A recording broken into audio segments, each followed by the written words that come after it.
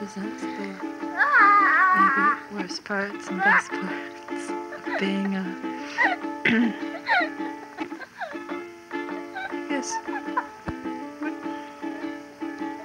maybe the donut's kind of a destructive Ouroboros. How do you say that word? Ouroboros. The snake eating its tail. Ouroboros. I think that's right. I know what you're talking about. I think I say it too.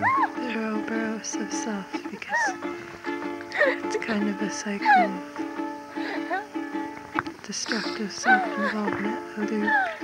You just loop around like a donut. Whenever I think of a donut, I guess I just assume a round donut. It means that I'm totally self-obsessed and I can't connect with the rest of the world, and I just caught in a loop of my donut self. I never really connected with the comfort element of a donut. It's just, I think it's probably there in the subtext somehow. I'm sure it's there. Probably not total. What's the word? Chance that I chose a donut.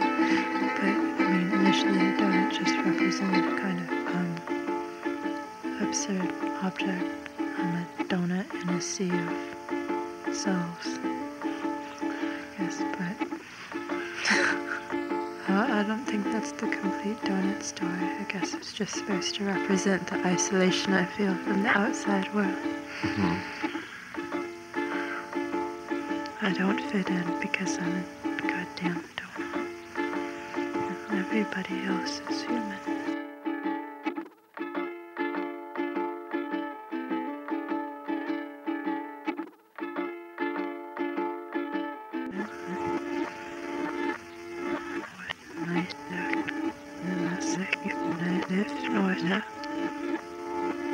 Everybody else is human.